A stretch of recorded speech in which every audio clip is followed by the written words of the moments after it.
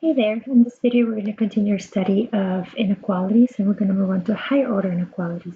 So what are higher order inequalities? Higher order refers to the exponent of the inequality, so it has to be things usually with exponents larger than 1. So some examples of higher order inequalities would be things like 2x squared plus 9x minus 5 greater than or equal to 0, for example. Or you may have something like x plus 1 times x minus 5 times 2x minus 3, say less than 0. You may have things just like x times x minus 1 less than 0. And you may have some quotient inequalities as well, right? You may have things like x plus 3 over x minus 2 less than 0. That's not equal to 0. So these are all kinds of examples of higher order inequalities. So how do you solve them? So one of the things, for example, if I tell you that x times y is less than 8, what can you tell me about x and or y? Can you say anything about them? One of the things that we don't want to say, so what we can't say about them is that x is less than 8 and that x is and y is less than 8, right? So you can't say that. So you can't split them up. So, and the reason for that is, for example, notice that if x is 10 and y is even just like 1/5, for example, when you do x times y, what are we going to get? This is going to be 10 times 1/5, which is 2. And 2 is definitely less than 8, but notice that x being 10, x was not less than 8. So we can't, a product, you can't separate it like that. So we're going to learn some techniques or review from your intermediate algebra class, how you solve an inequality. So let's start with the one from above. Solve x times x minus 1 less than 0. So again, I can't say x is less than 0 and x minus 1 is less than 0 and just give that as my solution.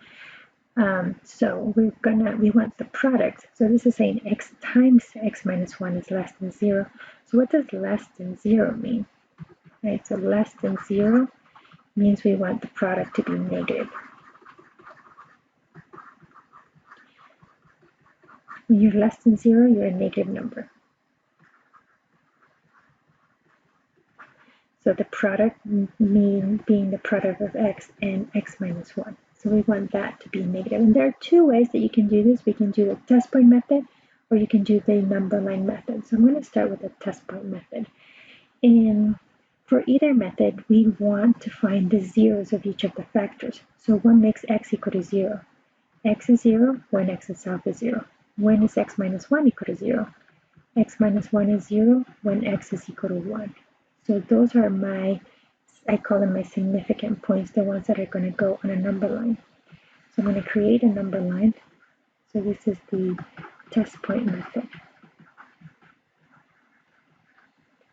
So I'm going to create my number line and I'm going to put my significant values in here. So I'm going to put 0 and 1. And are they included or not included? I'm going to put circles on them, and because there's no equals here, they're not included, so they're going to stay open. And now I want the product of x and x minus 1 to be less than 0, to be negative. So I'm going to pick test points in the regions, right? I have this region, the left region, I have the middle region, and we have this right region. So I want test points in there. And why do I need just one test point? Well, if they're in the same region, so if something in here gives me, so they're all going to behave the same. So if I get a positive product here for one number, they're all going to give us a positive product. So pick something less than 0. So let's say let x equals, I don't know, negative 2. Doesn't really matter what you pick as long as it's in this region, something smaller than 0. And we test it into our equation or inequality. So x times x minus 1, I'm going to have negative 2. Right, that's my x times x minus 1. So minus 2 minus 1 and I get -2 times -3, and that's going to be a positive number. +6, I don't really care about the value, just the sign. I know that that's going to be positive. And we move on. And notice that we want less than 0, so we want things that are negative. So that's not going to be in our solution set. So x's that are in there are not going to work. And so we move on to the next region. So let's pick something between 0 and 1. So 1/2. So I'm going to have 1/2 times 1/2 minus 1. And that's going to give me 1/2 times -1/2, right? 1/2 minus 1 is -1/2. Now I have a positive 1/2 times a -1/2. That's going to be a negative number. Again, I don't really care about the value. Sure, it's 1/4. But the main thing is that the product is negative. So we're going to put a negative for the middle region. So notice that since I want the product to be negative, that means that this is going to be in our solution set. So let's move on to the next region. The next region is from 1 to infinity, so pick something in there. And again, it doesn't matter what value you pick as long as it's in that region. So I'm going to pick 3. Again, it's just random, as long as it's bigger than 1. So I'm going to have 3 times 3 minus 1, right? X times x minus 1. I'm going to have 3 times 2, which is positive. So this right region is positive. Because we want the product to be negative, we don't include the regions that are positive, only the one that is negative. So to write up our solution, I'm going to say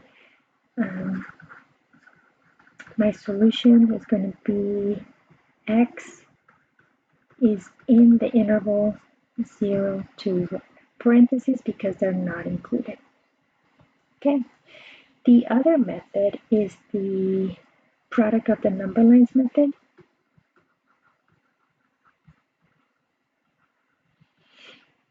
And depends on what you've seen for when you did this topic in your intermediate algebra class. So the number line method is still I have x times x minus 1 less than 0. So this is nice if your instinct is to want to separate them. So if you say x less than 0, x minus 1 less than 0, and you solve them, so x is less than 1. But remember that we still want the product to be negative. So this right here doesn't really tell me anything about the product. It just tells me about x. So then the number line method is you create a number line for each of these. So I'm going to put 0 in this number line, and it's not included. X less than 0 means we're going to shade to the left. And so that means you have x is negative there, and x is positive here. So now we do the same thing for the other one. So x minus 1 less than 0, x less than 1. So that means I'm going to create a number line for this one, and I'm going to put 1 here. And a circle, and not include it again. And so now I'm just going to kind of trace this over here. So I'm going to have my 0 there. I'm going to trace this one here, and that's going to be a 1. And this is a 0. And for x less than 1, so that means I'm going to shade this region, right? So what that means is that this is negative here and here, and it's positive here. So when I multiply them, because remember we want the product to be negative, so I need to do my number line for the product. So x times x minus 1, the product number line is going to look like, so I'm going to trace everything back down, so 0, trace the 1, not included, and now I'm going to multiply the 2. So negative times negative is positive, right? This region, when you see 0, that's why I'm lining them up. So negative times negative is positive, right? X times x minus 1 is going to be positive here.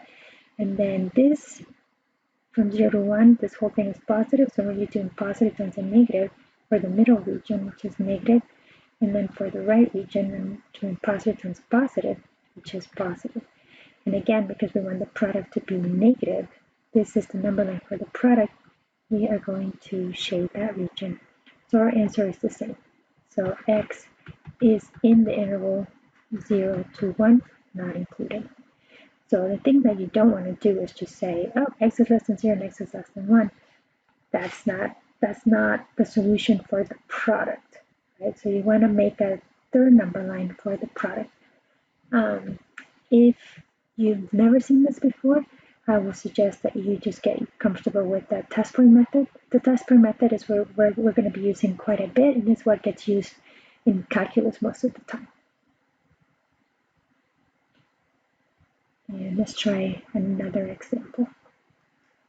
So let's solve something a little bit more difficult. Solve the inequality, one of the ones we had up there. 2x squared plus 9x minus 5 greater than or equal to 0. So how do you solve this? Now, one of the things, and you might be tempted, especially if you haven't had math in a while, is to add the 5 and try to solve as if it was a linear inequality, but you have to be careful, right? If we add the 5, you're going to have x as a linear x and a quadratic x, and that's not going to take us anywhere. So realizing that this is a quadratic, one of the things that then should come to mind is we want to try to see if we can factor. And so to factor, we've got to make sure that you have 0 on one side. So let's see. Factoring, we're looking for two numbers whose product is 2 times -5, so -10, and that the sum is +9.